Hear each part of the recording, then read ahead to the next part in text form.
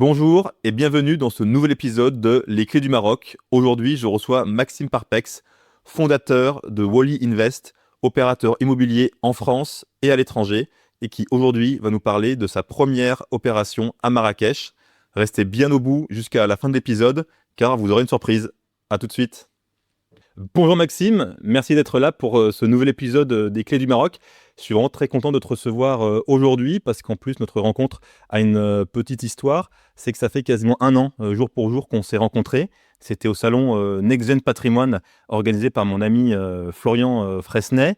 Et tu étais partenaire de ce salon et donc tu avais un stand pour présenter ta société qui est opérateur et investisseur pour des opérations immobilières en France. Et la petite particularité, c'est que tu présentais ta toute première opération au Maroc. Donc forcément, ça a attiré mon attention. Je suis venu à ta rencontre de tes équipes. On a gardé le contact pendant cette année. J'ai pu suivre à distance et avec passion cette opération marocaine. Et donc, je suis vraiment très heureux que tu puisses partager aujourd'hui auprès de tout le monde qui tu es, ta société et toutes les coulisses de cette première opération au Maroc. Merci beaucoup, c'est un plaisir d'être avec toi aujourd'hui. Effectivement, il y a un an, on était partenaire de Next Gen Patrimoine. On salue d'ailleurs Florian pour ce très bel événement. On investit, comme tu le dis, partout en France. Et puis, on a eu l'opportunité d'investir sur un premier hôtel à Marrakech qui a ouvert il y a quelques semaines et qui marche très bien. Donc, avec plaisir pour pas notre activité et puis de cette acquisition qui est maintenant une excellente opération pour nous. Eh ben parfait.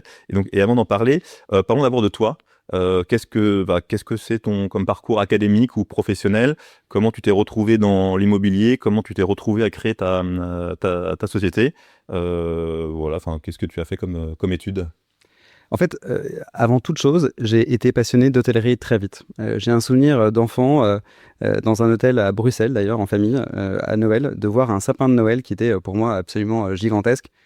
Je devais avoir 3-4 ans, donc il ne devait pas être autant que ça. Et j'ai trouvé ça à l'époque magique. Et donc tout mon parcours académique a été orienté pour faire de l'hôtellerie. Ça a été assez sinueux parce que j'ai commencé à faire du droit. Ensuite, j'ai fait de l'immobilier. Puis j'ai fini par retrouver le monde hôtelier en investissement. J'ai jamais travaillé dans un hôtel. Pour autant, c'est un secteur qui m'a toujours passionné. Donc je suis extrêmement content aujourd'hui d'en faire ma vie. Et qu'est-ce qui t'a amené, comment tu as fait ta transition de plutôt casquette immobilier vers plutôt tout ce qui est hôtellerie, hospitality? En fait, l'hôtellerie, c'est un métier d'opération. Pour autant, tu crées de la valeur grâce à l'immobilier qui détient ces opérations hôtelières. Et donc, pour performer sur l'hôtellerie, il faut aussi être en mesure de comprendre comment l'hôtellerie s'articule avec l'immobilier. Et donc, je suis d'abord devenu un expert de l'immobilier et j'ai appliqué cette compétence-là au monde de l'hôtellerie pour créer de la valeur sur des opérations d'investissement. Et ça, c'est quelque chose que tu avais compris dès le début, à 18 ans, 20 ans, ou c'est en cours d'expérience professionnelle où tu t'es dit, non, là, il faut d'abord que je devienne expert immobilier, et ensuite, je pourrais prendre une deuxième casquette. Je pense que j'ai toujours été très curieux. L'hôtellerie était évidemment quelque chose qui était un fil rouge dans ma carrière. Pour autant, j'ai toujours aimé explorer de nouvelles pistes. Je suis tombé sur une grande société de conseil américaine qui s'appelle Jones Lang LaSalle et qui a été la première à m'employer. J'ai découvert du coup l'immobilier chez eux, avec évidemment toujours cette volonté de terminer en hôtellerie. Mais ça a été effectivement beaucoup de découvertes. Ce dont je me rends compte aujourd'hui, c'est que je n'aurais pas pu avoir la carrière et je n'aurais pas pu créer Wally Invest sans avoir cette case immobilier qui est essentielle à mon métier et à la valeur qu'on crée pour nos investisseurs. Et comme expérience structurante que tu as eue avant Woolly Invest, est-ce que tu as une expérience ou des projets qui t'ont marqué positivement ou négativement, mais en tout cas qui t'ont façonné pour être l'homme d'aujourd'hui? Bien sûr, l'expérience que tu vas vivre qu'être humain, je dirais, même plus qu'en tant que professionnel, elle est jalonnée de différents événements. J'ai eu la chance de travailler avec des gens formidables sur toutes les entreprises dans lesquelles j'ai évolué, qui m'ont permis d'apprendre beaucoup. J'ai travaillé à Paris, j'ai travaillé à Londres, j'ai travaillé pour des sociétés françaises, j'ai travaillé pour des sociétés américaines. Euh, euh, sur des deals extrêmement variés dans des pays différents. Donc, toutes ces différentes expériences m'ont permis du coup d'acquérir un savoir-faire assez global et qui me permet d'être actif, pas seulement en France. Mais oui, effectivement, c'est jalonné d'expériences. Il y en a des bonnes, il y en a des moins bonnes. Mais au global, c'est ce qui fait aussi ta capacité à pouvoir avancer et performer. Et s'il y avait une erreur marquante que tu as fait en début de parcours ou de jeunesse, en professionnel, hein, évidemment. Est-ce qu'il y en a une que tu as envie de partager ou est-ce que tu n'as pas forcément envie de la révéler Il y en a une qui est assez drôle. J'étais jeune collaborateur d'une grande société de conseil à l'époque, JLL. Et mon premier boulot dans la sphère de l'hôtellerie, c'était de vendre des hôtels, des petits hôtels de moins de 10 millions d'euros. Et je le faisais depuis Paris sur la France et la Belgique. C'était mon territoire. Et j'avais un hôtel à vendre à l'aéroport de Bruxelles. L'aéroport de Bruxelles a une zone d'affaires qui est l'équivalent de la Défense à Bruxelles, qui s'appelle Zaventem. Et à Zaventem, il y a énormément d'hôtels, de marques internationales, et donc je vendais l'un d'eux. Donc j'étais représentant du vendeur, et un confrère hollandais m'amenait un investisseur américain. Et je vois débarquer, alors que moi j'étais à l'époque donc, en banque d'affaires, donc j'étais avec mon petit costume, avec mes petites cravates, tout beau, tout jeune à 25 ans, et je vois arriver mon confrère, donc cet agent hollandais, qui débarque avec un investisseur qui était un type dégarni, en t-shirt noir, pantalon noir, basket pourri. Et dès le début, je l'ai jugé. Dès que j'ai vu ce type, je me suis dit, ce mec-là n'a rien à faire là. C'est probablement quelqu'un qui se retrouve ici, mais sans aucune raison. Il n'aura jamais les moyens de le faire. Et donc, je ne m'intéresse pas du tout à la visite. Je laisse mon confrère faire, ce qui était une double erreur, parce que c'était mon métier de présenter l'hôtel. Mais vraiment, je ne m'y intéresse pas. Je suis sur mon téléphone, j'envoie des mails.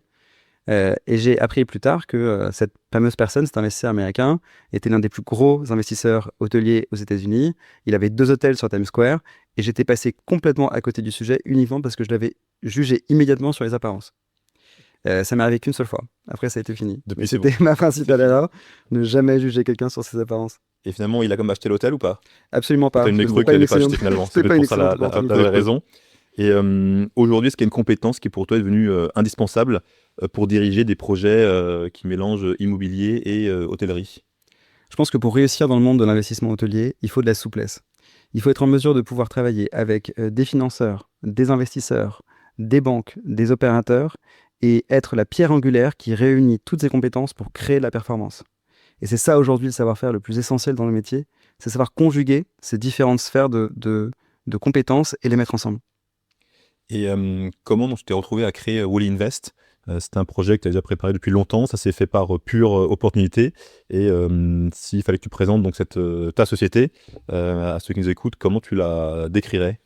Alors, Wally Invest, c'est une société qui permet à des investisseurs d'investir dans du small cap hôtelier. Donc des opérations de moins de 10 millions d'euros sur de l'hôtellerie et ce qu'on appelle de la para-hôtellerie, ce qui va être assimilé à de l'hôtellerie. Concrètement, aujourd'hui, on structure, on source, on structure et on opère des opérations hôtelières ou des suites hôtelières en France et un petit peu à l'étranger, et notamment au Maroc. C'est-à-dire qu'on trouve des opportunités, on va créer le véhicule d'investissement et créer la structure qui permet de créer de la valeur, et on va l'opérer en direct avec nos équipes pour pouvoir créer un maximum de performance. On permet de le faire auprès d'investisseurs qui sont généralement des investisseurs particuliers, quoiqu'on a également maintenant des sociétés qui investissent dans nos opérations et qui vont investir à partir de 10 000 euros dans nos opérations, qui sont des projets d'une durée de 3 à 7 ans en fonction des typologies d'opérations, avec des rendements espérés entre 10 et 15% par an, qui intègrent à la fois les flux d'exploitation et à la fois la prise de valeur. Aujourd'hui, toi, tu es plutôt, donc tu étais entre l'opérateur, l'investisseur, le développeur, ou il y en a un qui prend plus le lead que l'autre? On fait évidemment les trois. Pour une raison très simple, c'est que l'hospitality, c'est un métier d'exploitation. L'exploitation, c'est ça qui va permettre de créer de la valeur d'un point de vue immobilier et d'un point de vue financier. Donc, lorsqu'on développe un produit, on est obligé d'avoir la capacité de juger et de piloter les opérations. Donc, avant toute chose, quand on trouve un projet, on va évidemment étudier sa faisabilité économique et financière. Et pour ça, on va d'abord travailler avec l'opérateur qui va être notre partenaire sur l'opération sur la faisabilité financière opérationnelle, savoir quel va être le chiffre d'affaires qu'il peut réaliser, quel est le niveau de charge qui va être nécessaire de dépenser chaque année pour réaliser ce chiffre d'affaires. Et quand on déduit les charges du chiffre d'affaires, quelle va être la performance qu'on va pouvoir livrer à nos investisseurs. Et cette performance-là, il est absolument nécessaire de pouvoir la piloter dès le départ. Donc oui, on est opérateur, oui, on est investisseur, Et oui, on est développeur parce qu'on est en mesure de développer des opportunités de zéro en créant une valeur maximale pour nos investisseurs.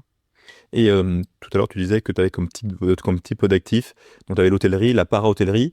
Toi, la para-hôtellerie, donc c'est tout ce qui est Airbnb ou c'est encore autre chose? Absolument. Alors, Airbnb, c'est un peu réducteur, mais oui, tu as raison. Ce sont des suites hôtelières qui sont des actifs commerciaux qui ont fait l'objet d'un changement de destination. Ce sont des hébergements hôteliers, hein, d'un point de vue urbanistique. Ça nous permet du coup d'exploiter des lots commerciaux aujourd'hui de 30 jusqu'à 300 mètres carrés dans le plein cœur de Paris de manière hôtelière. On les commercialise évidemment sur Airbnb, mais pas que, sur également Booking et d'autres plateformes de distribution, un peu comme un hôtel le ferait. Euh, et on le fait avec des performances qui sont très élevées parce que les niveaux de charge, et notamment de personnel, sont très faibles. Euh, le niveau de personnel nécessaire pour exploiter une suite ou même 10 suites dans un immeuble n'a rien à voir avec le fait d'avoir un hôtel en entier d'un point de vue charge. Et donc, on est extrêmement performant par rapport à de l'hôtellerie classique. Et comment se structure ton modèle économique? C'est sur donc uniquement l'exploitation, la revente a une part importante dans le BP. Alors, on est extrêmement transparent sur la manière dont on récupère de l'argent, donc on gagne de l'argent chez Wally Invest. Ce qui est certain, c'est qu'on gagne de l'argent quand le client en fait. Donc, on a trois centres de profit principaux. Le premier, c'est à la structuration. Donc, quand on structure un deal, quand on a trouvé une opération d'investissement qui permet d'avoir un business plan espéré pérenne sur les 5 à 7 années à venir, on prend une partie du prix de revient qui est proposé à nos investisseurs.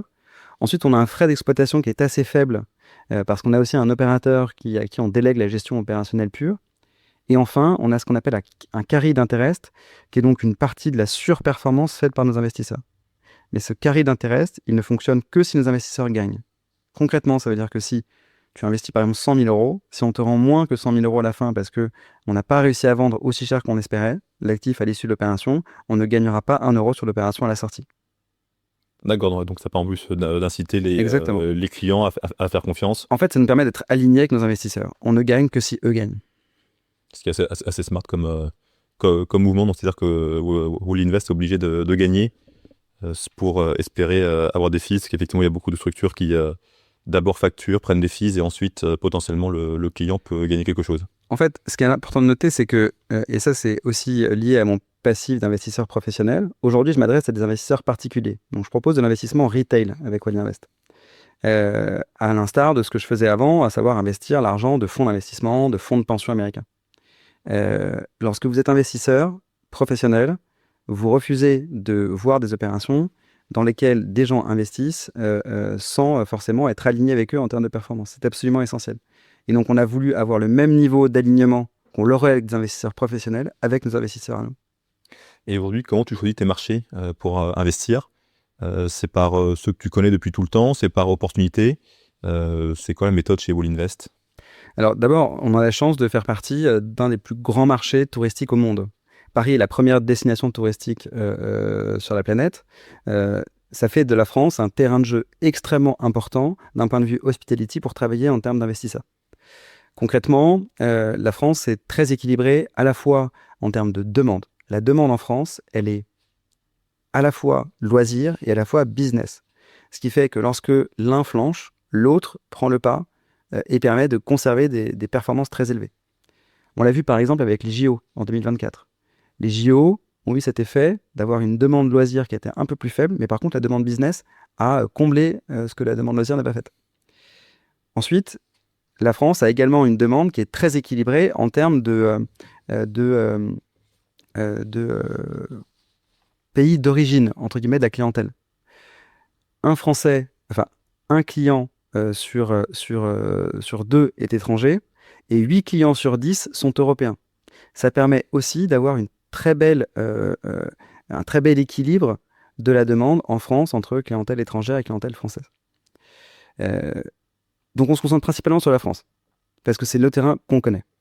Pour autant, on est entouré de très beaux marchés hôteliers, en Europe et ailleurs, et on les regarde évidemment avec beaucoup d'attention. On les regarde sur différents axes. Premier axe, c'est est-ce qu'on est en mesure de pouvoir raisonnablement mener une opération d'investissement dans ces pays. L'un des plus hauts spots touristiques au monde, c'est Bali. Ça l'est depuis 10 ans. Et donc on s'est interrogé pour savoir s'il était pertinent que Wally Invest se positionne sur le marché balinais. Les performances sont excellentes, mais notre capacité à piloter une opération d'investissement à Bali est très faible, parce qu'il nous faudrait se rendre sur place très, très régulièrement. Et donc la rentabilité d'investir à la fois pour nous et nos investisseurs serait largement amoindrie par les coûts de gestion que ça demanderait. Et donc on a essayé de ne pas le faire. Premier axe, donc faisabilité du pilotage. Deuxième axe, c'est capacité à comprendre et à maîtriser les règles du jeu local. Et c'est vrai en dehors de l'Europe, mais aussi en Europe. Je rebondis sur la Belgique, par exemple. La Belgique est un des pays les plus syndiqués au monde. Et c'est très bien. Seulement, ça veut dire que lorsqu'on est un investisseur étranger, on n'a pas forcément les codes pour comprendre comment les négociations, même sur un hôtel, à l'investissement, vont se passer par rapport à la France. La place des syndicats, par exemple, est bien plus importante en Belgique dans les négociations avec le vendeur qu'elle ne l'est en France. Mais ça fait partie des codes qu'il faut maîtriser lorsque tu investis dans un pays qui n'est pas le tien. Et enfin, l'attractivité économique. Il y a des pays aujourd'hui, à moins de 4 heures de Paris d'avion, qui sont extrêmement puissants et avec un dynamisme absolument incroyable.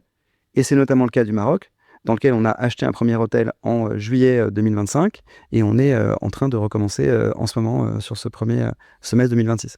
Ah, parfait, tu permets d'anticiper ma prochaine question qui était, on parlait donc en France que c'est le premier pays du tourisme dans le monde, mais qui est un pays, donc le Maroc, qui gagne, je crois, entre 15 et 20% de touristes tous les ans. Depuis le Covid, là, les chiffres sont records, ils sont en avance sur leurs prévisions. Pourquoi avoir choisi le Maroc? Parce que c'est pas dans l'Union européenne, c'est pas en Europe, c'est des codes qui sont complètement différents, tout est différent là-bas. Pourquoi être parti aussi loin, mais aussi proche en même temps? 2 raisons principales nous ont poussé à investir au Maroc. La première, c'est la dynamique du tourisme marocain. Et la deuxième, c'est la solidité politique et financière du royaume. Revenons sur la dynamique touristique. Comme tu l'as dit, il y a une très grosse progression du nombre de touristes année après année depuis le Covid. Concrètement, entre 2025 et 2024, il y a eu plus de 60% d'augmentation du nombre de touristes sur le royaume d'une année sur l'autre.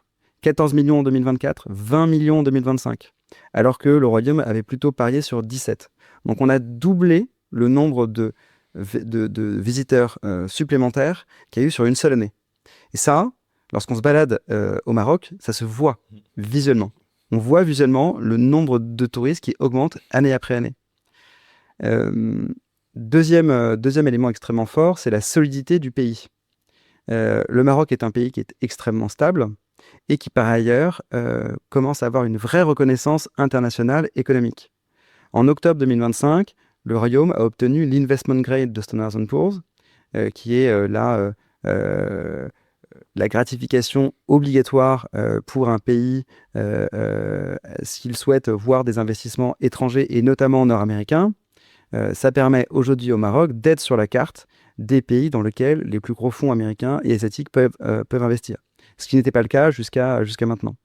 Donc très grosse solidité et une demande qui est en parfaite augmentation et en constante augmentation. Et on pourrait aussi souligner la très belle organisation de la CAN, où le Maroc a montré, moi j'y étais, c'était vraiment organisé comme une Coupe du Monde en France ou en Allemagne que j'ai pu connaître un peu plus jeune, et ça a pu rayonner au niveau mondial. Et je pense qu'il y aura des retombées économiques et politiques et diplomatiques sur au moins les 5 ans qui arrivent. Et pourquoi maintenant et pas dans 1 an, 2 ans, le Maroc? Tu parlais de l'organisation de la CAN. Il y a un événement majeur qui va arriver dans les 4 prochaines années. C'est l'organisation de la Coupe du Monde en 2030. Je pense que toutes les instances privées et publiques qui investissent au Maroc, qu'elles soient locales ou étrangères, ont cette date inscrite sur leur calendrier. On sait que d'ici 2030, il y a énormément d'opportunités à prendre. On sait que le Maroc est en train de passer un step sur la carte du monde d'un point de vue investissement et touristique. Et donc, il était essentiel de prendre le train avant qu'il ne soit trop tard. Alors, quand je dis trop tard, c'est à mesurer. Moi, je pense que le Maroc s'appuie sur des sous-jacents économiques et touristiques qui sont extrêmement puissants. Je ne pense pas que le Maroc est une dynamique qui soit liée à un effet de mode. Si je prends un parallèle entre Porto, par exemple, au Portugal, et le Maroc, Porto est une ville qui est une ville très touristique qui, avant Covid, avait près de 90% d'une clientèle loisir et non pas business. C'était vraiment une destination dont tout le monde parlait, qui était très trendy et qui l'est de moins en moins. Et du coup, on voit que le dynamisme touristique s'érode un peu. Le Maroc a une intelligence de développer sa demande et son offre en même temps. Sa demande, ça a été très simple. Elle a ouvert des lignes internationales avec le Moyen-Orient, aéroportuaires. Elle a fait la même chose avec l'Amérique du Nord. Ça lui permet aujourd'hui d'avoir non pas une clientèle qu'elle augmente sur les mêmes centres d'origine, mais également d'augmenter les zones desquelles les touristes viennent aujourd'hui.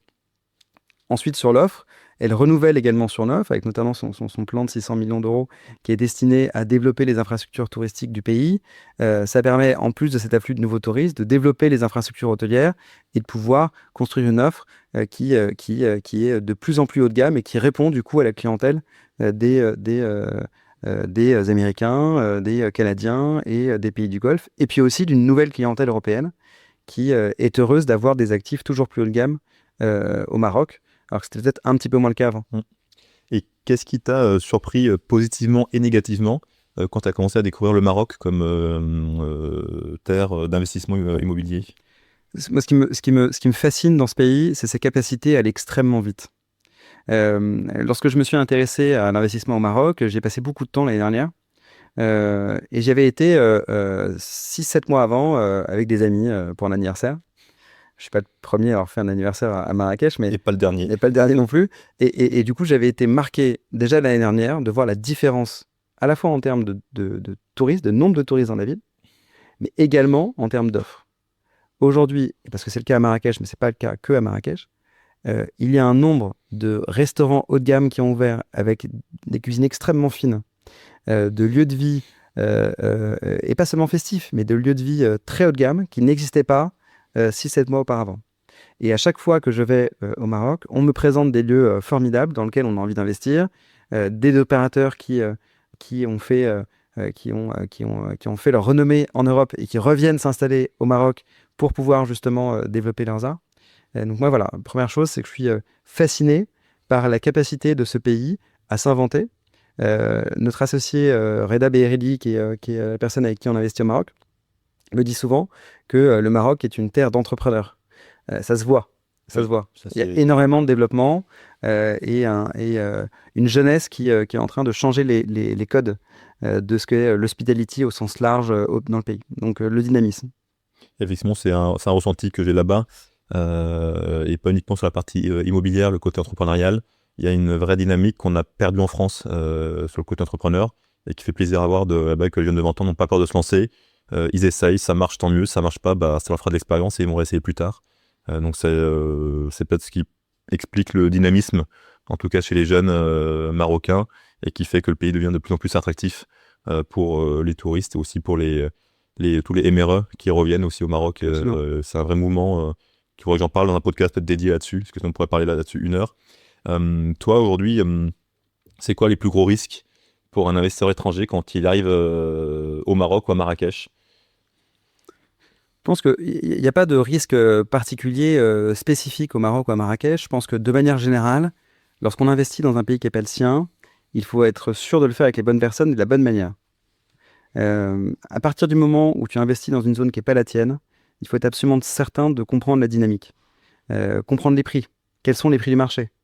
Comment on peut espérer que ça va se passer une rénovation, par exemple? Comment ça marche? Quels sont les codes? Comme n'importe quel pays dans le monde, il y a une culture à respecter, il y a des codes à respecter, et donc le plus grand risque, c'est d'arriver et d'essayer de calquer ce qu'un investisseur ferait en Italie, par exemple, et de le faire au Maroc. Ça marche pas comme ça. C'est un pays comme les autres qu'il faut appréhender de manière extrêmement singulière. Et pour toi, quelles ont été les erreurs que tu as failli faire ou qu'on t'a conseillé de ne pas faire, outre le fait de s'adapter à la culture locale, qui n'est pas forcément la même à Marrakech, mais déjà même par rapport à Tanger, et je ne parle même pas si on compare par rapport à la France. Est-ce qu'il y a des erreurs que tu aurais pu faire, mais que grâce à ton associé, tu as pu éviter ou avoir une lecture qui a été plus fine grâce à lui? Je pense que une erreur qu'on a pu faire, c'est là encore tomber dans le piège que je viens de décrire et analyser une situation problématique par rapport à comment on la gérait en France. Et c'est pour ça qu'on investit aujourd'hui avec des opérateurs et des investisseurs locaux. Parce que eux connaissent les règles du jeu, de la même manière que nous, on connaît les règles du jeu en France. Et donc, on est en mesure de pouvoir apporter à une problématique définie une réponse adaptée.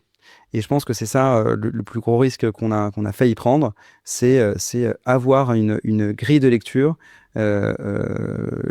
française, entre guillemets, sur une problématique marocaine qui a été extrêmement bien réglée, mais parce qu'on a aussi accepté de revoir notre grille de lecture pour pouvoir s'adapter à la manière de travailler et d'interagir du Maroc. Et aujourd'hui, sur Marrakech, un marché que tu commences à bien connaître à force de le regarder, de l'analyser, de faire beaucoup de bilans sur plein d'opérations qui n'ont pas forcément au bout. Pour toi, c'est un marché qui... Parce que tout le monde parle de Marrakech, certains disent c'est trop tard, d'autres disent il y a encore plein de choses à faire, d'autres disent qu'on est au milieu. Pour toi, on est sur un marché qui est déjà saturé, qui est mature ou qui est plutôt en tri, on va dire, tri naturel entre les bonnes et les mauvaises opérations? Je pense que c'est un marché qui est en plein développement. C'est un marché qui est extrêmement dynamique. Je pense que il est de plus en plus difficile de trouver des opérations à faire au Maroc et surtout à Marrakech parce que, comme je disais, l'investment grade change les règles du jeu. Aujourd'hui, tu as des investisseurs américains qui sont à Marrakech et qui souhaitent investir dans le pays et qui ont des moyens très importants. Ce sont les mêmes qu'on a vu arriver en France dans les années 80, donc on sait exactement à quoi s'attendre. Concrètement, ça veut dire qu'il y a une très grosse pression sur les acheteurs, que les vendeurs ont la possibilité de vendre à qui le souhaite et selon leurs conditions. Et donc, on va dire qu'on est dans un marché qui est difficile à lire et sur lequel il est très compliqué d'aller. Après, à mon avis, et encore basé sur notre lecture de l'évolution de la demande sur tout ce que fait le Royaume pour accompagner les investisseurs étrangers et pour améliorer les infrastructures touristiques du pays, moi je pense qu'il y a encore énormément à faire. Et peut-être même après la Cannes.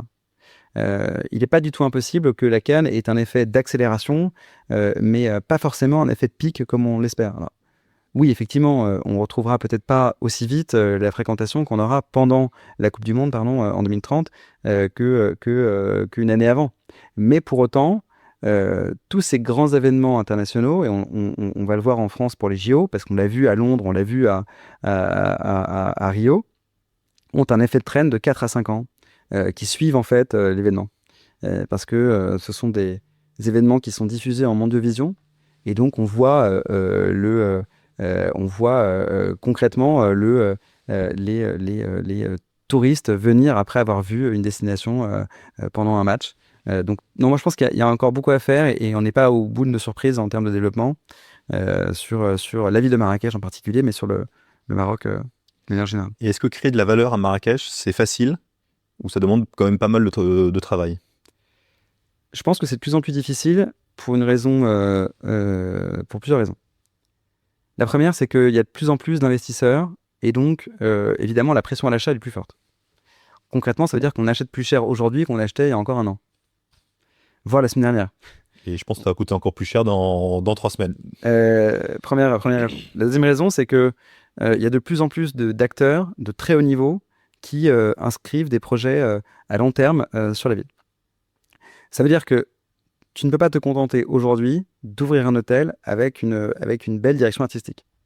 Tu as besoin d'offrir de l'expérience. Et je pense que c'est ce qu'on a réussi à faire avec le Dar des Arts, qui est notre premier hôtel à Marrakech, c'est de pouvoir offrir une expérience extrêmement forte, à la fois d'un point de vue hospitality, mais également demain d'un point de vue restauration, pour permettre à nos investisseurs, à nos clients, à nos guests de se sentir comme chez eux et de pouvoir considérer le Dar des Arts comme étant une partie importante, majeure de l'expérience qu'ils vont avoir sur la ville. Et ça, c'est extrêmement important de ne pas oublier, comme je te le disais au départ, l'hospitality, c'est de l'exploitation. L'exploitation, c'est l'expérience. Il faut réussir à créer une expérience pour que la valeur soit vraiment maximisée. Et puis effectivement, c'est vraiment un mot que j'entends de plus en plus. que les gens ne veulent plus partir en vacances, prendre des billets d'avion et louer un hôtel. Ce qu'ils veulent, c'est vivre une expérience. Ça se voit d'ailleurs sur la page d'accueil de Airbnb. Je crois que le premier choix maintenant, c'est vivre une expérience, c'est même pas louer un logement. Bien sûr. Donc on voit qu'il y a toute une différence de logique. Et effectivement, moi qui voyage aussi pas mal, maintenant quand je pars quelque part, j'ai envie de vivre quelque chose, vivre une expérience, et pas juste louer une voiture et un hôtel. Et on veut vivre une expérience plutôt même authentique, Bien sûr. si possible. Et ça demande énormément de travail. Alors après, il y a de plus en plus d'outils tech qui sont développés autour de ces notions d'expérience. Mais concrètement, ça veut dire que demain, si tu réserves au Dard des Arts, tu vas avoir un message quelques heures après pour te remercier de ta confiance. Une semaine après, tu vas avoir le descriptif de toutes les offres d'expérience qu'on propose dans notre hôtel et puis dans la ville et puis en dehors de Marrakech. Une semaine avant ton arrivée, on va te relancer sur les expériences que tu as spotées et que tu souhaites vivre. On va te proposer de venir te chercher. On va t'accueillir avec un concierge qui va te proposer du coup de mapper ton séjour en fonction de différentes expériences qu'il a sélectionnées pour toi, en fonction de ton profil de guest. Donc c'est vraiment beaucoup plus que juste proposer une chambre et un petit-déj. Il faut vraiment proposer aux guests de pouvoir s'inscrire dans une expérience marocaine extrêmement puissante et authentique. Et c'est essentiel parce que c'est là qu'on arrive à avoir une création de valeur maximale. Et les chiffres qu'on fait sur 2 mois d'ouverture au Dard des Arts sont exceptionnels. On fait sur les 2 premiers mois plus de chiffre d'affaires d'un point de vue mensuel, sur une base mensuelle, que l'hôtel n'en a jamais fait depuis 10 ans. Ce qui est énorme. Ce qui est énorme. Alors, ça tombe bien que tu parles du Dard des Arts, donc qui est ta première opération au Maroc. On va d'abord parler de la genèse du projet. Comment est-ce que tu as découvert ce riad? Est-ce que c'est toi qui l'as découvert? Est-ce que tu as mandaté des gens pour le chercher?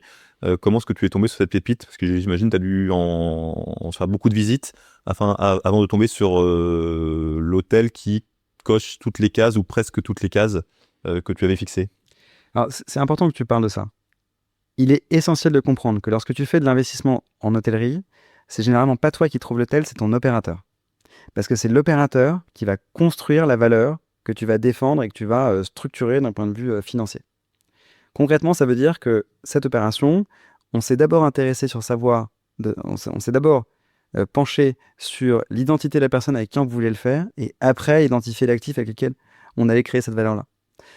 Donc on a d'abord rencontré Javier et Reda, qui sont 2 entrepreneurs à succès. L'un, Reda, qui est donc marocain, Javier qui est mexicain, enfin franco-mexicain. On a rencontré Javier et Reda et c'est en discutant ensemble qu'on a compris qu'on voulait construire un projet conjoint.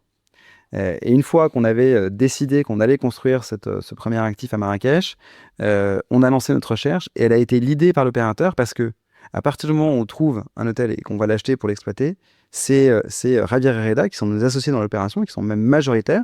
On voulait qu'ils soient vraiment, qu'on appelle hands-on, hein, très impliqués. Ce sont eux qui ont trouvé l'opération, qui ont défendu la négociation avec le vendeur et qui aujourd'hui l'opèrent de manière extrêmement successful. Donc au final, on a fait les choses dans l'autre sens. On s'est concentré sur avec qui on voulait créer un projet, quel projet on voulait monter, et c'est ça qui nous a permis de trouver un très bel hôtel. Ouais, donc c'était d'abord une rencontre humaine qui a débouché sur une opération à Marrakech. Et eux, comment ils l'ont trouvé ce riad? C'était pas quelque chose qu'ils suivaient depuis longtemps. Ils avaient, on va dire, tous les samsars de Marrakech qui travaillaient pour eux. Comment est-ce qu'ils ont fait pour... Par réseau. Et là encore, je pense que je te parlais de règles du jeu, de code, de culture.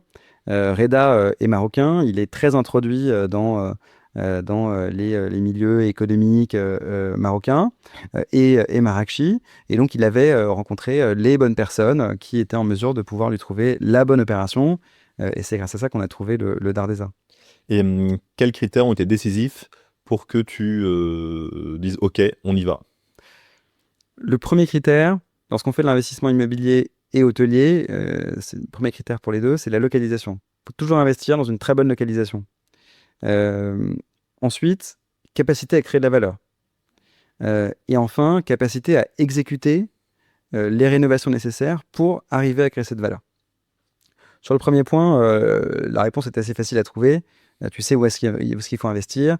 Le Dard des Arts est très bien situé entre le Palais Bayard et la place Jemaa donc c'est top. On est très bien localisé, juste à côté du musée des arts culinaires.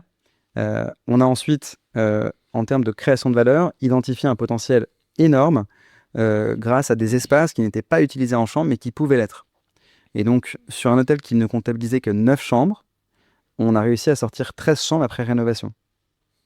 Par contre, le prix de cette création de valeur, c'était réaliser une restructuration du bâtiment extrêmement rapide. On n'avait que 5 mois de disponible pour pouvoir réouvrir avant la fin de l'année dernière.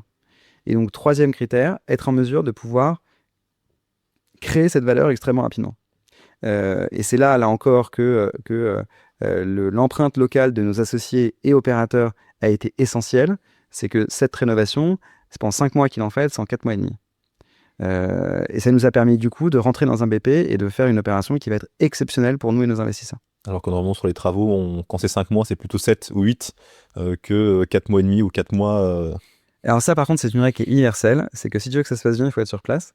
Et donc Reda qui à l'époque habitait Paris, s'est relocalisé avec sa famille à Marrakech et vit maintenant à Marrakech et a été essentiel en termes de suivi. Alors évidemment, il n'était pas tout seul, hein, il y avait une équipe de 4-5 personnes, y compris son associé Ravière. Mais de manière générale, tu es obligé d'être extrêmement impliqué et d'être physiquement impliqué si tu veux que les choses avancent. Et ça ne s'applique pas qu'au Maroc, pareil à Paris, pour toutes les opérations de travaux que j'ai dû gérer ou encadrer. Effectivement, dès qu'on n'est pas là, ça se passe un peu moins bien. En tout cas, pas comme prévu. Oui, voilà, pas comme prévu. Il y a souvent des surprises qui ne sont pas forcément bonnes. Là, un peu en termes de technique, est-ce que des contraintes techniques assez fortes, comme tu m'as dit, quand on était passé de 9 chambres à 13 chambres, il a fallu retrouver de l'espace. J'imagine qu'il y a eu des choses, c'est pas juste un coup de peinture et du carrelage qui est posé. Évidemment. Qu'est-ce qu'il y a eu comme chose un peu technique qui était ambitieuse? Comme tu le sais, la Médina a une qualité architecturale qui n'est pas toujours au niveau. Pour une raison très simple, c'est que c'était une ville c'est une ville assez populaire au départ, qui est en plus très ancienne, et sur lesquelles les bâtiments ont en fait souvent peu de fondations, ou en tout cas n'ont pas une capacité à être travaillés de manière très intense sans avoir des risques structurels. Donc quand on a identifié cette opération, d'abord, on a fait des études structurelles pour comprendre comment était construit le bâtiment et quelles étaient la solidité et la portée de ses fondations. On a été rassuré. Ça a été un des éléments importants de notre due diligence, donc notre étude de l'opération d'investissement. Pour autant, pendant la rénovation, on a quand même eu des surprises. Forcément. On s'est rendu compte qu'il y avait des poteaux structures qui n'étaient pas si solides que ça. On a dû réarmer des poteaux poutres en plein chantier, mais ce qui est classique, hein, là encore, c'est des choses que tu vois partout. On a travaillé, c'est souvent le cas dans le cadre d'une restructuration, mais on a travaillé sur tout le réseau d'électricité, tout le réseau de plomberie, tout le réseau de clim, tout a été revu, et on a fait quelque chose de très important, c'est que la restauration est très importante dans notre business model, parce que on a donc un hôtel avec des chambres, mais c'est aussi un hôtel, comme je te le disais, où on propose une expérience extrêmement forte. Et une partie de l'expérience, et notamment dans les arts de vivre marocains, c'est la food. Absolument. Et donc, c'était essentiel de pouvoir inscrire dans notre rénovation la restauration de manière extrêmement core. Et donc, dans le cadre de la rénovation, on a créé un monte-plat qui traverse 3 niveaux du rooftop, dans lequel on a délocalisé la cuisine centrale de l'hôtel jusqu'au rez-de-chaussée, qui a un super coffee shop qui propose un des meilleurs cafés de Marrakech. Et ça a été effectivement un sujet important parce que donc, du coup, on a creusé dans 3 dalles différentes pour construire cet ascenseur, en fait, hein, qui est un monte-charge, un petit monte-charge. Donc ça a été vraiment problématique, mais on a réussi à trouver la solution assez facilement et de l'intégrer parfaitement dans la physionomie de l'hôtel. Et qui a été prévu dès le début, dès l'achat, ou c'est en cours de travaux, ou c'est ou c'est une fois acheté que vous avez dit, tiens, là, il faudrait mettre un monte-charge, et on n'avait pas pensé que ça allait être compliqué. Je reviens sur mon mantra, l'hôtellerie, c'est avant tout de l'exploitation. Nous, on ne l'avait pas vu au départ. Et comment on s'en s'est rendu compte lorsqu'on venait à l'hôtel, on n'avait pas forcément d'expérience de guest. Ce qui fait qu'on ne se rendait pas forcément compte des flux de personnel dans l'hôtel. Et donc l'hôtel avait un principal centre de restauration qui était sur le rooftop, qui est le cas de la plupart des hôtels Riad à Marrakech. Pourtant, la cuisine était au rez-de-chaussée. Et donc, en fait, lorsqu'on a acheté l'hôtel et qu'on a commencé à y passer plus de temps, on s'est rendu compte que lorsque quelqu'un de l'équipe montait les plats du rez-de-chaussée jusqu'au rooftop, donc montait 3 étages. Les plats arrivaient souvent froids parce qu'en fait, ça prenait du temps. Oui. Et donc, il y avait énormément de déperditions de flux entre le staff qui descendait les assiettes, d'autres qui les montaient. Ça prenait énormément de temps et ça fatiguait beaucoup les équipes. Et donc, c'est en se rendant compte de ces flux-là qu'on a décidé d'intégrer ce passe-plat pour justement permettre de rationaliser le mouvement de staff et avoir un maximum d'attention du staff sur les guests et pas sur les flux d'assiettes propres et sales. Et lors des travaux ou lors de la conception, est-ce qu'il y a eu des arbitrages entre la conservation patrimoniale et le côté plus moderne? Est-ce que parfois tu as eu des choix à faire où on ne peut pas prendre les deux et parfois il faut sauver entre guillemets le patrimoine, ou est-ce que les deux ont pu s'accorder sans souci? Les deux se sont accordés sans souci parce qu'on a voulu vraiment garder l'âme des lieux. L'hôtel avait été construit sur la base d'un riad qui appartenait à un mécène qui s'appelait Ben Ali, qui avait 7 filles, et chacune étant spécialisée dans un art marocain. La sculpture, la poterie, la musique, la peinture. Et donc on a souhaité garder ce maître mot dans la rénovation, de conserver tout le travail de boiserie qui avait été fait par Monsieur Benani pour lui et ses filles. Et donc on a vraiment essayé d'inscrire la rénovation dans cette culture-là et dans cette âme-là. Donc on n'a pas vraiment eu d'arbitrage particulier, on n'a pas détruit d'éléments historiques importants, au contraire, on les a conservés, on les a magnifiés. On a utilisé que des artisans locaux et des artistes locaux pour aussi favoriser l'émergence de cette jeune classe artistique marocaine qui est absolument incroyable et dont on est très fiers d'accueillir les œuvres aujourd'hui dans notre hôtel. On a fait travailler des artisans sur des éliges partout dans l'hôtel, c'est absolument superbe. Je ne sais pas si tu as l'occasion de venir, mais Pas encore, mais si c'est c'est pas le prévu cas, avec ma femme de faire un tour à Marrakech. tu vas bien prendre un café prendre un au café. café Ben Ali d'ailleurs, qu'on a appelé Ben Ali comme le nom de l'ancien propriétaire. Et tu as un magnifique bar en zélige Bordeaux qu'on a fait, qui est entièrement fait à la main par un artisan local.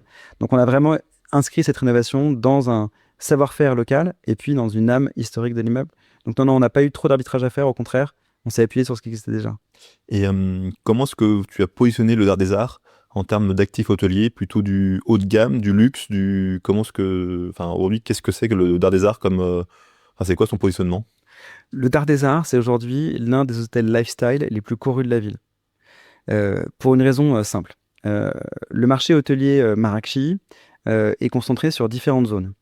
Il y a la Médina, qui historiquement n'a pas d'hôtel en tant que tel, mais plutôt composé de petits riads familiaux qui sont loués en bed and breakfast à une clientèle moyen de gamme, voire entrée de gamme étrangère.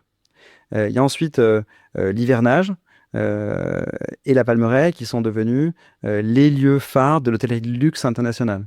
C'est là que tu vas trouver les plus grands hôtels internationaux et d'ailleurs marocains. Je pense notamment au Royal Mansour, qui est probablement avec la Mamounia, les deux plus beaux hôtels de la ville. Les plus connus. Aujourd'hui, la Médina est en train de connaître un mouvement de fond assez important qui concrètement voit arriver de nouveaux hôtels comme le Dard des Arts, lifestyle, avec une empreinte artistique très forte et un niveau de gamme très élevé dans une zone qui ne l'était pas.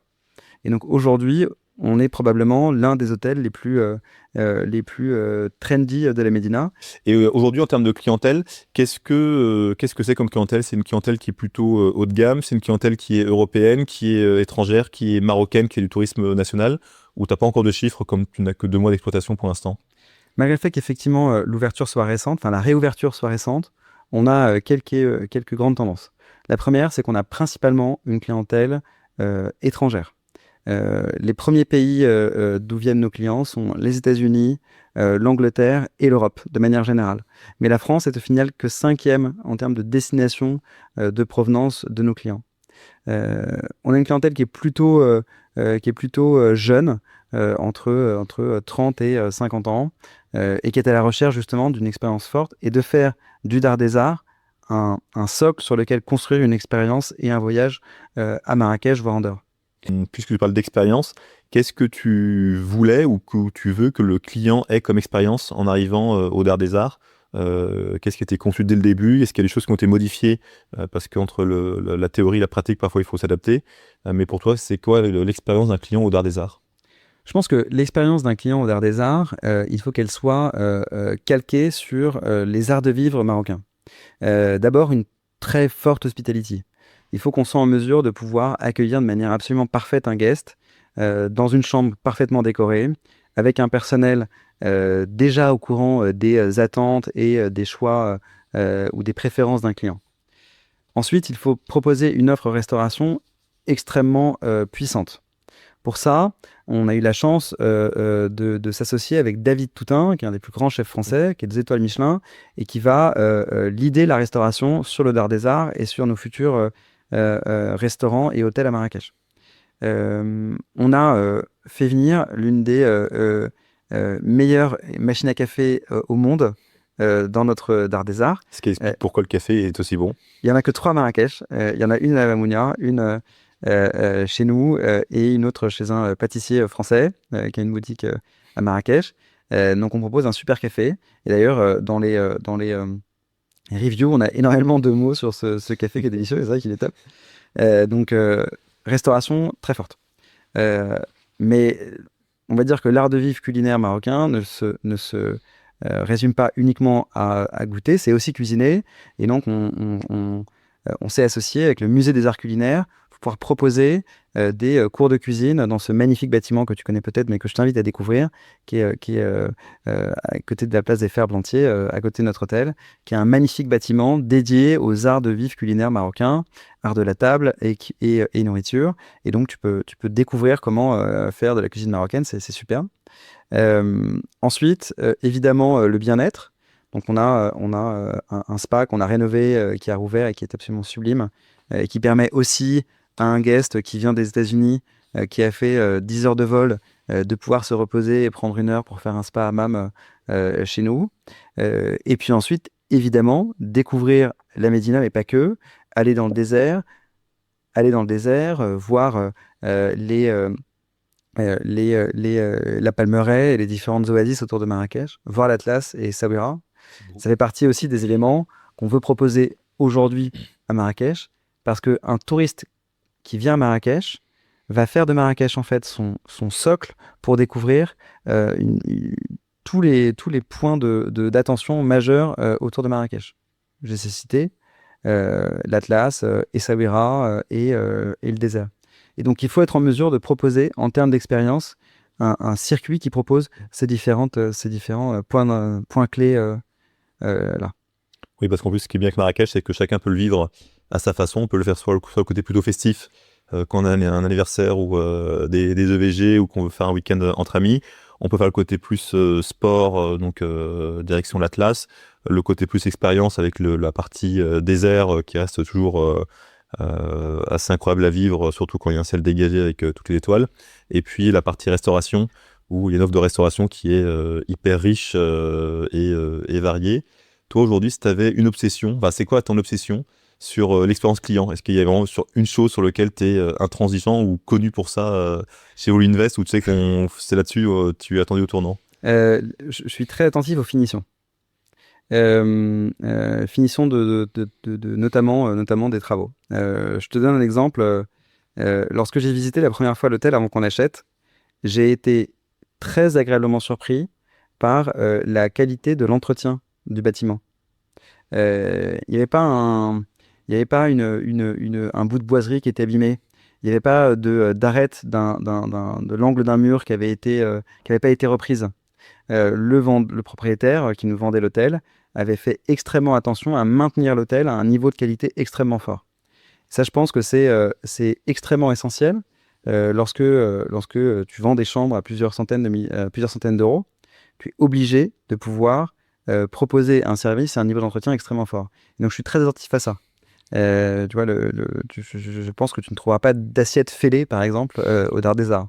Il faut être en mesure de pouvoir maintenir un hôtel de manière extrêmement forte, parce que au-delà de l'expérience, et là je reprends ma casquette d'investisseur, c'est aussi un moyen de maintenir et de conserver une valeur d'actif très élevée, de pouvoir éviter d'avoir des travaux à faire pour le vendre. C'est pas possible, surtout sur un actif aussi récent.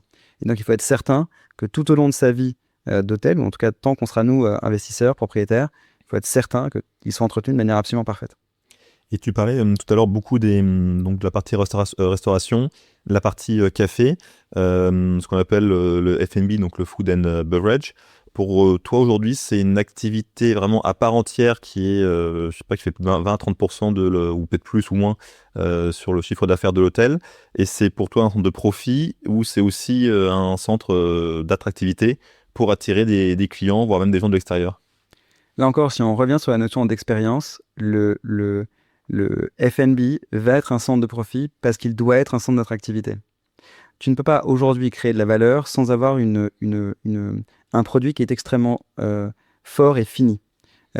Sur la restauration, le fait d'associer avec David Toutain nous permettra d'avoir l'une des tables les plus recherchées de la ville. Cette table, elle va être ouverte d'abord à une clientèle de l'hôtel, puis demain à une clientèle extérieure. Elle va nous permettre d'avoir de nombreux clients qui vont venir dormir à l'hôtel parce qu'ils viendront aussi dans cet hôtel grâce à l'excellente restauration qu'on va proposer. Donc là encore, quand on parle d'expérience, tu ne peux pas juste considérer un restaurant comme un centre de profit. Il faut voir comment tu vas intégrer le produit restaurant, ce que tu vas faire, ce que tu vas proposer en termes de food par rapport à ton hospitality pour la rendre cohérente et maximiser la création de valeur. Et donc on est d'accord que là-dessus, il faut le dupliquer sur tous les prochains projets d'hôtellerie, qu'ils soient même au Maroc ou qu'ils soient en France ou autre part. Ou est-ce qu'on peut encore faire un hôtel sans tous ces services? Je pense que tout est possible. Pour autant, c'est pas la voie qu'on veut suivre.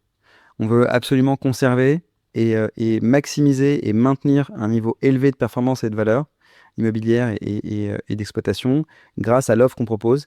Et cette offre, il faut qu'elle soit extrêmement multiple. Et donc basée sur à la fois une offre bien-être très forte, à la fois sur une restauration très précise et très au fait des tendances, et puis une hospitality qui soit irréprochable. Et en termes, il y a de personnel entre la partie hôtellerie, la partie service, la partie food and beverage, ça fait combien de salariés qui sont à temps plein au Dard des Arts? C'est une dizaine de personnes qui travaillent aujourd'hui dans le staff. Pour la très grande majorité d'entre eux, ce sont des gens qu'on a conservés pendant la rénovation. C'était un choix qui était extrêmement fort parce que c'était un choix qui était coûteux de continuer à payer des salariés qui travaillaient pas. Un poids, c'est long, oui, c'est ça. Mais pour autant, c'est un choix qui est extrêmement payant aujourd'hui parce que on a associé et impliqué notre staff dans la rénovation et dans la réouverture.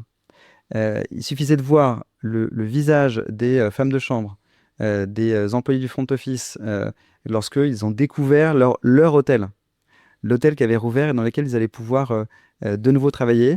On a eu donc du coup une montée en puissance de la qualité, de la performance du staff qui a été extrêmement rapide et qui nous permet aujourd'hui d'avoir des performances très fortes.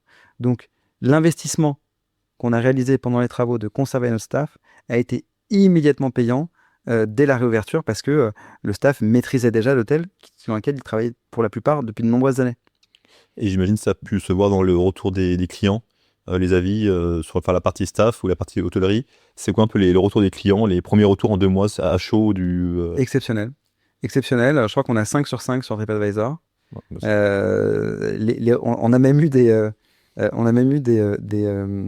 reviews sur LinkedIn. On a une jeune femme qu'on n'a pas du tout rémunérée et qui a fait un post sur LinkedIn, qui est quand même pas forcément un réseau social dédié à des reviews d'hôtels, mais qui a fait un post sur le Dard des Arts, sur son séjour à Marrakech et sur le Dard des Arts dans lequel il est resté plusieurs jours, pour dire à quel point elle avait été subjuguée par le niveau de l'hôtellerie et des prestations qu'on lui avait offertes. Je pense que c'est ça qu'il faut maintenir, cette capacité à toujours aller au-delà des attentes d'un client qui vient pour passer quelques jours de vacances ou pour venir travailler à Marrakech. Et à l'ouverture, est-ce qu'il y a des choses que vous avez dû réajuster parce que ça ne marchait pas comme vous le pensiez ou peut-être qu'il fallait mieux optimiser quelque chose? Est-ce qu'il y a eu des petits ajustements entre la théorie puis la phase de vie d'un hôtel où tout se passe pas comme prévu, il y a des flux différents Oui, bien sûr, bien sûr. Je pense qu'on a beaucoup travaillé sur quelques prestations très particulières. Je sais que le petit déjeuner a été un centre d'études et d'expérience très forte parce qu'il n'était pas au niveau de ce qu'on attendait. Donc on a beaucoup travaillé avec le staff pour le faire monter à un niveau suffisant pour plaire à une clientèle internationale qui pourrait venir chez Soho House à Paris et qui doit avoir le même niveau de qualité qu'il peut avoir à Paris, à Marrakech.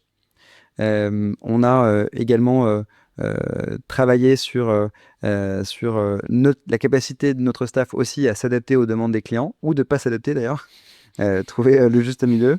Donc évidemment, les ouvertures sont toujours des moments où il y a beaucoup d'ajustements qui sont faits, mais la plupart des ajustements qui sont généralement des ajustements de staff, on les a évités grâce au fait que le staff qu'on avait était un staff qui était déjà employé chez nous. Et depuis le Dard des Arts, qu'est-ce qui a changé chez Wool Invest? Est-ce qu'il y a eu un avant-après? Est-ce que ça a changé ta grille de lecture sur les projets, les opportunités? Est-ce que tu as des convictions peut-être qui ont été renforcées ou peut-être qui ont été délaissées? Qu'est-ce qui a changé d'un point de vue purement, on va dire, entreprise depuis cette opération? Je pense que ça a renforcé notre conviction dans le fait que le Maroc est probablement l'un des marchés les plus excitants en investissement au monde aujourd'hui. Ça a aussi renforcé le fait que je suis vraiment admiratif de ce que le Royaume a mis en place pour pouvoir permettre à des investisseurs comme nous de se positionner sur le Maroc. L'importance d'investir avec des acteurs locaux en associés. C'est-à-dire que je pense que lorsqu'on investit dans une zone qui n'est pas la sienne, là encore je me répète, mais il faut investir avec des associés qui sont natifs et qui travaillent dans la zone pour pouvoir la maîtriser, faire travailler des gens, là encore, en local pour créer de la valeur, et c'est ça qui permet aussi d'avoir un cercle vertueux. On a des performances qui sont exceptionnelles parce que, là encore, on est très impliqué avec les opérateurs dans la conduite du business et dans la vérification de nos indicateurs. Et donc, ça a juste renforcé le fait qu'il faut qu'on continue à investir dans de belles opérations comme ça. Et est-ce qu'il y a déjà une prochaine opération qui est à l'étude ou pas encore? Absolument, absolument. On va investir dans un deuxième hôtel. On a déjà commencé à investir une partie des fonds nécessaires et on va terminer notre investissement d'ici quelques mois avec nos clients. Qui est à Marrakech ou autre part? Qui est à Marrakech, qui est très près du Dard des Arts aussi. On reste dans la zone. Un hôtel qui sera plus grand. On va pouvoir avoir un hôtel plutôt de 25 chambres, ce qui en fera l'un des plus grands hôtels de la ville déjà, de la Médina. Donc un très beau site qu'on est ravis d'avoir pu acheter. Et avec, j'imagine, une offre restauration, café, avec peut-être le deuxième meilleur café de la ville. Peut-être le premier, j'espère que... Le premier devant le Dard des Arts, on verra c'est lequel des deux qui se tire la bourre. Non, mais effectivement, conserver cette notion d'expérience. Pour la petite histoire, le premier hôtel s'appelle le Dard des Arts parce que Ben Ali, comme je le disais, avait 7 filles qui maîtrisaient chacun des arts de vie marocains. Ce deuxième actif s'appellera le Dard des Sens. Et donc, dans les sens qui seront développés et explorés sur cette deuxième opération, on va évidemment se concentrer de manière importante sur la restauration, mais pas seulement. Le spa va être un élément extrêmement clé de notre offre. Ça sera, j'espère, un des plus beaux spas de la ville également. Et donc, on va travailler, en plus de la restauration, sur le spa pour avoir une offre extrêmement complète. Et on parlait d'expérience d'un client. Demain, pouvoir permettre à un guest de profiter des infrastructures du Dard des Arts et puis également travailler avec le spa du Dard des Sens pour une clientèle interne et externe. En tout cas, j'ai hâte de découvrir ce nouveau projet et de voir aussi la phase travaux. Moi, c'est souvent la phase qui m'intéresse le plus, le avant, pendant, après. Et après, la partie exploitation. Donc, comme j'aurai l'occasion d'aller à Marrakech, je passerai faire un tour avec mon casque de chantier et mon gilet fluo pour respecter les règles de sécurité. Aujourd'hui, quelqu'un qui veut investir chez Wool Invest, comment ça se passe pour un particulier?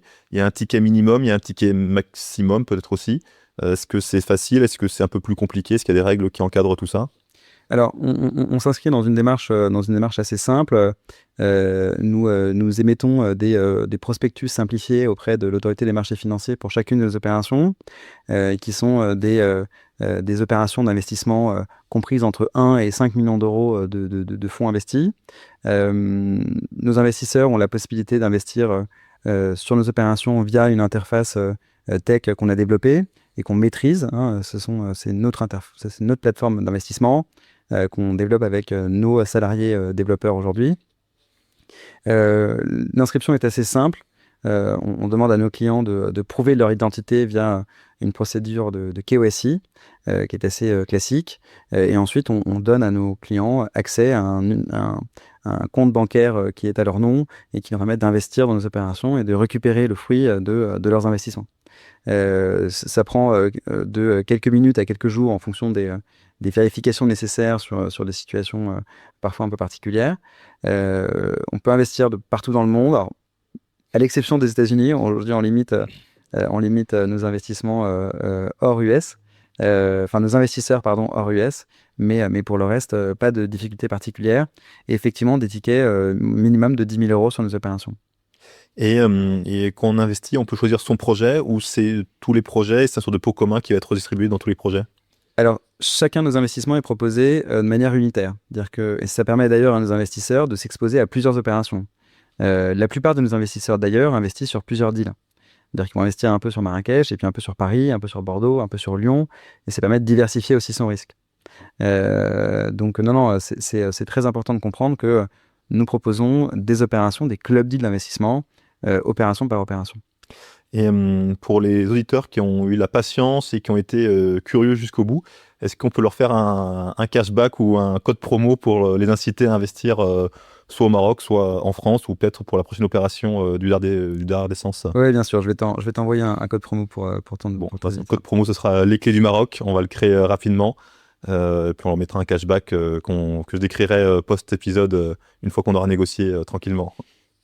Ça va être ardu. Je suis connu pour être un investisseur sacré négociateur. Donc moi aussi. Donc on va passer un peu de temps dessus. On va passer un peu de temps dessus. Et donc c'est pour les particuliers donc qui peuvent investir. Donc c'est on va dire monsieur et madame tout le monde.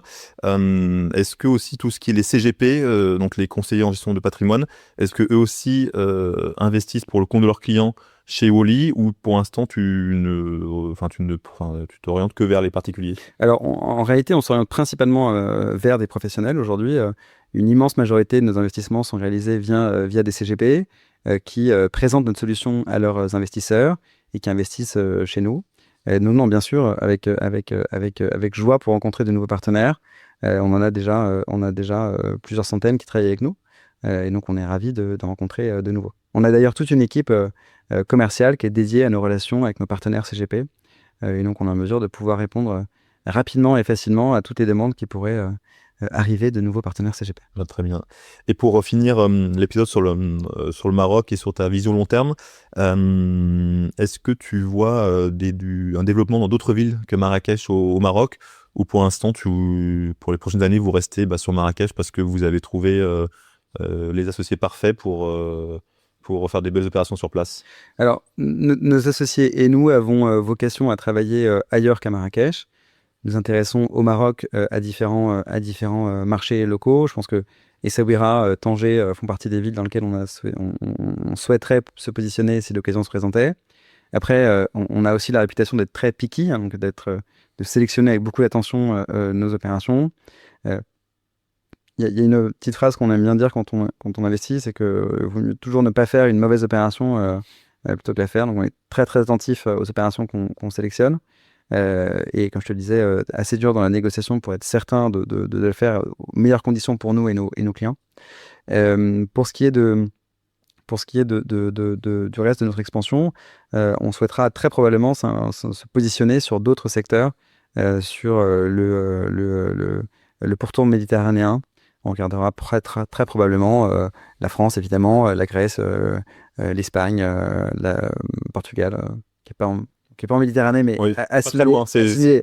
C'est pas très loin. Qu'on va assimiler, mais oui, non, on s'intéressera à d'autres villes et d'autres pays autour de la Méditerranée. Merci beaucoup Maxime d'être venu plus d'une heure partager ton expérience sur ta première opération à Marrakech, d'avoir pu présenter Wally Invest.